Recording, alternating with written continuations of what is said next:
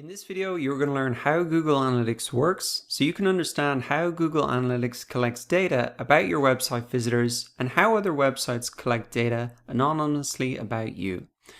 So to collect data about your website visitors and the interactions they have on your site, what you are going to do is add a small piece of tracking code to your website, and the tracking code looks like this. And once it's set up, Google Analytics will drop a cookie into the user's browser for your website, and it will help track every interaction that the user performs on your site. Now, if you live in Europe, you might be familiar with seeing notifications about cookies letting you know that the website is collecting information about you. And the reason that you'll see this in Europe is because there are more privacy restrictions, and they really have to tell you that they're collecting information on you. And as you can see here, I visited this site and it's saying we're using cookies for analytics, but also for advertising, so retargeting, and to improve their website. So they're just letting me know that they're collecting this information. And so this is the type of cookie that Google Analytics will use to collect that analytics information. And the amazing thing is that just this small piece of code that's put on every page of your website, plus this browser cookie, will actually collect a huge amount of information about you, such as the pages that you visit. And with this information, Google Analytics can calculate the most popular page and also determine if, for example, a user reaches the purchase confirmation page.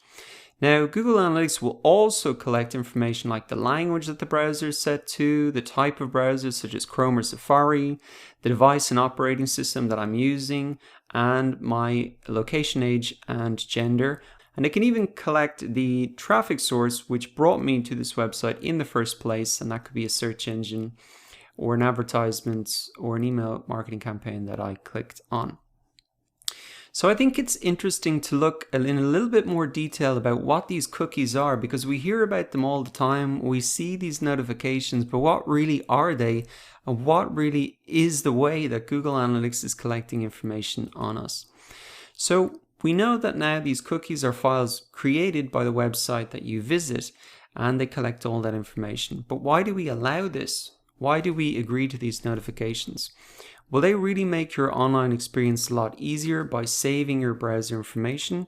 And with cookies, sites can keep you signed in, such as say Facebook. You don't need to re-log in every time because it recognizes you. And it will remember your site preferences and give you locally relevant content. But what do these cookies actually look like? Well, what you can do is actually come into your browser, and I'm doing this in Chrome, but the process is going to be very similar in any browser that you use.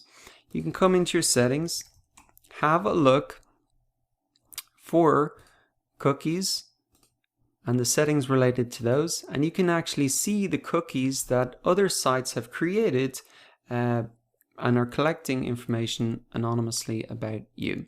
So I can see there are cookies here for Google Analytics, also here for say Facebook, and lots of other sites that I have visited.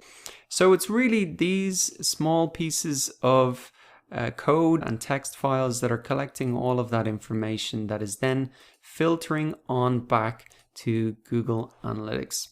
One important thing to note is that Google Analytics collects this data anonymously, so they won't say that this visit came from Dara Walsh in Dublin at this time. What they'll do is, with that browser cookie, create a random ID to distinguish between different users, whether they're new or returning. And what they also do with that ID is tie all of the activity, like the pages that you visited, etc., up into a single visit known as a session. So here you can see in Google Analytics that over the last 7 days, there have been 14,000 sessions by 11,000 users, meaning that a number of these users have come back for another session on the website. And that is really how they're able to create these fantastic reports while respecting the privacy of the website visitors. So to recap, in this video, you've learned how Google Analytics collects data about your website visitors, and you also got an insight into how websites collect anonymous data about you.